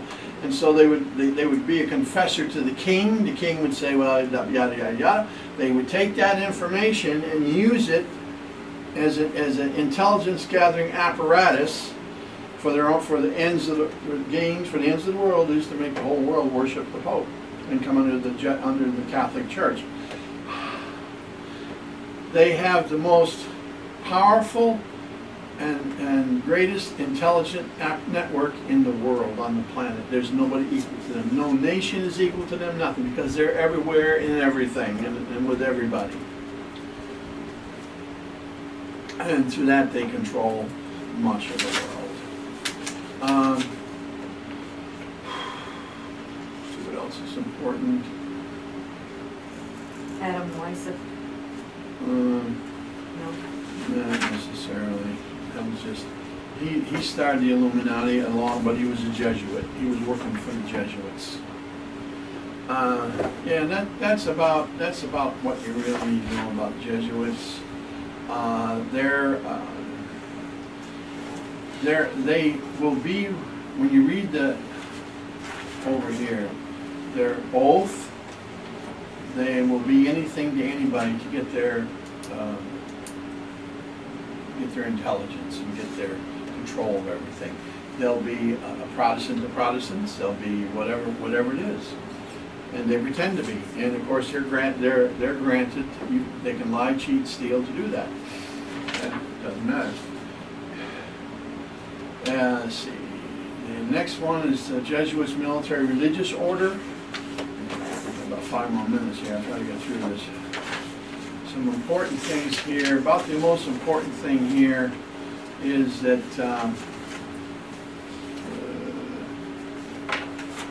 let's see. No. Well, they will exterminate anybody who is opposed to the Pope and his heretics. All heretics. And it was started specifically to stand against the Reformation. So actually they'll do anything to exterminate the heretics of the world. And the Knights of Columbus and the Knights of Malta and Rhodes Scholars, they're all Jesuit run. And the Illuminati Oath, so you need to know, the Illuminati Oath is basically the Jesuit Oath. And there's that picture. You want to know the club, how this all connected. There's the Club of Rome, the Round Table, and all of these things, the Illuminati Oath. Our government is run by this. We don't really have a constitutional government anymore. We lost that a long time ago. People don't even know that they run it. Okay. Now we go to the Vulgate. The 2 Bibles that the Catholic Church uses and has used. There's 2 Bibles here. The Vulgate. The Vulgate.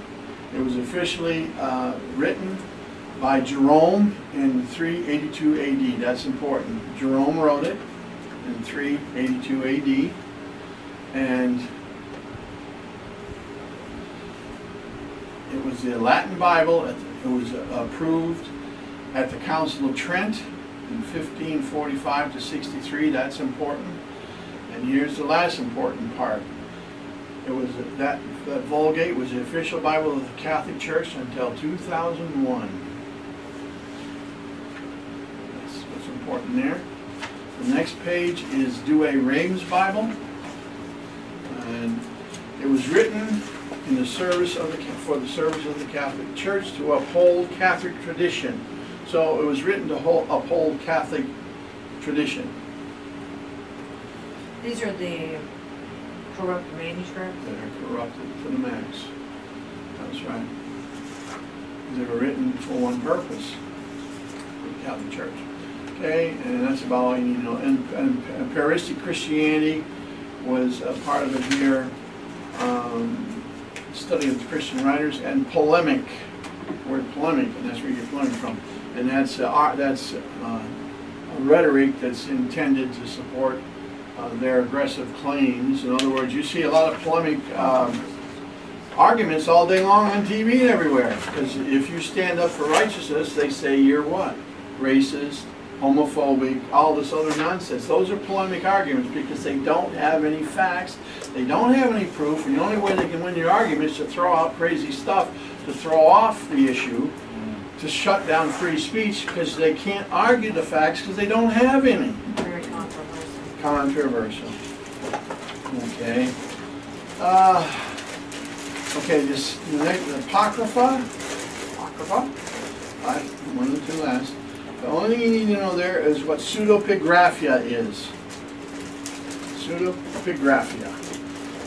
It's falsely attributed works. They don't know who the author really was. Someone else took that on. So we won't get into all the rest of it. Pseudepigraphia. You want us to know the books that are? No. It's a lot to learn. The Apocrypha, here, what is important, was officially canonized in the Council of Trent, 1546. That you need to know. It's right there. Yeah, right there. You know, okay. And that Enoch, Jasher, and Jubilee were not in the original part here. Okay, and the last one was John Wycliffe. Jasher and what was it? Jasher, Enoch, and Jubilee. And John Wycliffe, the last one. He came out with the Wycliffe Bible in 1384, and it was a direct translation of the Vulgate, so it was corrupt. So you know. And iconoclasm, you know what that is? Iconoclasm is where they destroy your idols. Basically destroy it. It went around Europe when the Reformation came, and they say you'll find statues with heads cut off because they cut the heads off of them. And of course, he also had the notion of Caesoparianism. And that's attacking the saints, but that's it. So that's it. Gives you an idea of all the stuff. We got through it. Very good. There you go. That's your review. You will have a test on Monday, based on all those little things we're looking at. That's the 25th. You can spend your weekend studying. You know where I'm going. I know what you're doing. Studying. You'll be calling Sheila, and you guys will be up all night studying. Isn't that so? That's good. Yes. Really like That it. means you're a little over halfway with the course. This is a lot of information. It is. Well, it's a heavy course. The next part goes into, we'll actually get into where the real Bible comes from that you have, Textus Receptus, and how it comes all the way down from Moses to us. We'll get into that. Amen. Amen. Dragon. Yes. And then we'll go into the NIV in detail and show you all the evil there. And there'll be no doubt in your minds that is just what I keep saying, it is black book of satanic stuff. Thank you and good night. Okay, God bless, have a safe trip. Thank you, send you off with your head spinning, right? Y'all be blessed, man. Yeah, you Yes, too. good night. Good night, guys. Good night. Bye. I'm slow to get out of here. I'll hurry.